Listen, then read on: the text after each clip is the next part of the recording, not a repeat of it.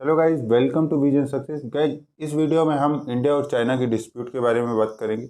1962 से लेकर 2020 के गलवान घाटी विवाद तक सारी चीज़ों को कवर करेंगे, तो वीडियो को शुरू से लेकर लास्ट तक देखिए। गाइस, आपको पता होगा कि गलवान घाटी में हमारे 20 जवान शहीद हो गए। चाइना के इस क्रूर व्यवहार का भारत ने मुंहतोड़ जवाब दिया है, और इस पर हमारे प्रधानमंत्री नरेंद्र मोदी जी का क्या कहना है, पहले उन्हें सुन लेते हैं।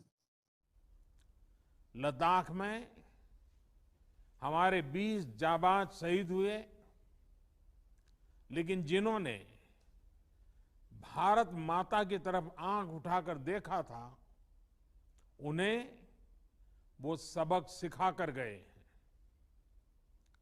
उनका ये शौर्य, ये बलिदान हमेशा हर भारतीय के मन में अमिट रहेगा। साथियों, निश्चित तौर पर चीन द्वारा एलएसी पर जो किया गया है, उससे पूरा देश आहत है, आक्रोशित है। ये भावना हमारी इस चर्चा के दौरान भी आप सबके माध्यम से बार बार प्रकट हुई है। मैं आपको भी आश्वस्त कर रहा हूं कि हमारी सेना देश की रक्षा के लिए कोई कसर नहीं छोड़ रही है। आज हमारे पास ये कैपेबिलिटी है कि कोई भी हमारी 1 इंच जमीन की तरफ आंख उठाकर भी नहीं देख सकता। भारत पीस और फ्रेंडशिप चाहता है, लेकिन अपनी सॉवरेनिटी की रक्षा हमारे लिए सर्वोपरि है, और आप सबने भी इसी भाव को प्रकट किया है। तो गाइज, हमारे प्रधानमंत्री जी ने ये क्लियर कट कह दिया है कि भारत की 1 इंच भी ज़मीन हम किसी भी कीमत पर नहीं छोड़ेंगे। गाइज, पहले हम बात करेंगे गलवान रिवर के बारे में। The Galwan river flows from the disputed Aksai चीन region to Ladakh of India. It originates in the area of Semjugling on the eastern side of Karakoram range and flows west to join the Soyak River. Guys, the Galwan River is to the west of China's 1956 claim line in Aksai Chin. However, in 1960, China advanced its claim line to the west of river along the mountain ridge adjoining the Sayak River Valley. Meanwhile, India continued to claim the entire Aksai Chin plateau. Guys, China ने क्या किया, Galwan river के west side 1956 में उसने एक claim line declare किया। फिर 1960 में उसने फिर से एक एडवांस क्लेम लाइन डिक्लेयर किया। वो लाइन थी सोयक रिवर वैली के पास, ठीक है।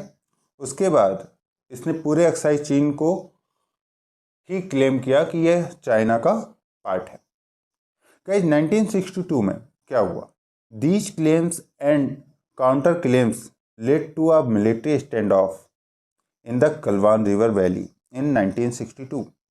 तो इससे जैसे अभी स्टैंड ऑफ हो रहा है, वैसे ही 1962 में भी स्टैंड ऑफ हुआ था। 4 जुलाई a platoon of Indian Gorkha troops set up a post in the upper reaches of the valley. 4 जुलाई 1962 में हमारे इंडियन गोरखा ट्रूप्स ने वैली के ऊपर एक पोस्ट सेटअप किया। उसके बाद क्या हुआ guys, the post ended up cutting the lines of communication to a Chinese post at Samjungling. The Chinese interpreted it as a premeditated attack on their post and surrounded the Indian post coming within 100 yards of the post. The Indian government warned China of grave consequences and informed them that India was determined to hold the post at all costs. The post remained surrounded for 4 months and was supplied by helicopters. 1962 war. By the time the Sino-Indian War started on 20 October 1962, The Indian post had been reinforced by a company of troops. The Chinese PLA bombarded the Indian post with the heavy sailing and employed a battalion to attack it. The Indian garrison suffered 33 killed and several wounded, while the company commander and several others were taken prisoner. By the end of the war, China reached its 1960 claim line. So guys, 1962 में जो war हुआ, तो 1960 में जो China ने advance claim किया था उसको उसने प्राप्त कर लिया। अक्साई चीन उसने पूरा 1962 में कब्जा कर लिया। इन 2017, you know, Doklam Plateau standoff. Indian troops intervened to block the path of Chinese soldiers engaged in building roadworks on the Doklam Plateau of Bhutan's territory. Doklam Plateau is a 269 square kilometer plateau in Bhutan, which overlooks the strategic Chumbi Valley. I hope you know Chumbi Valley. The road which passes through Bhutan's territory has significantly enhanced China's military logistics in the region. India has excellent diplomatic with his small peaceful neighbor and came to its aid. Also, the Indian Army regards the Doklam Plain as strategically crucial because it opens a path to the Siliguri corridor, which links the northeast to the rest of India. So guys, आपको भी पता होगा डोकलाम में China अपना road infrastructure develop कर रहा था, जिसका विरोध भारत और भूटान दोनों ने किया। उसके बाद चाइना को अपना कदम पीछे लेना पड़ा। ठीक है, अब आते हैं हम लोग गलवान घाटी के बारे में बात करते हैं। The latest standoff between the two major countries of the Asian continent on the India China border represent an escalation of the sort not seen since Sino-India War 1962.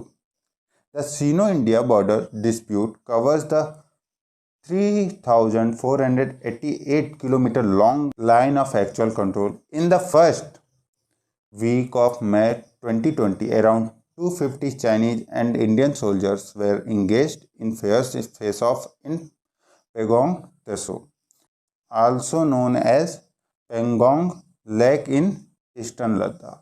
Pangong Tso Lake, located 14,000 feet above the sea level in the Himalayan region of India's United Territory, Ladakh.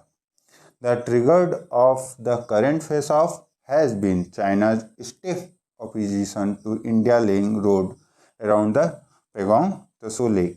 Another reason can be the construction of the link road connecting the Tarbuk Seok Daulat Beg Oldi road in Galwan Valley. Galwan Valley is a strategically important point on the line of actual control for India. With China's incursion in the valley, it is now less than 2 kilometers away from the newly rebuilt strategic all-weather Tarbuk Daulat Beg Oldi road that supports the lone Indian outpost of Daulat Beg Oldi at the mouth of the Karakoram Pass. I hope guys this video is helpful for you, and if it is, press the like button and subscribe the channel. Thank you.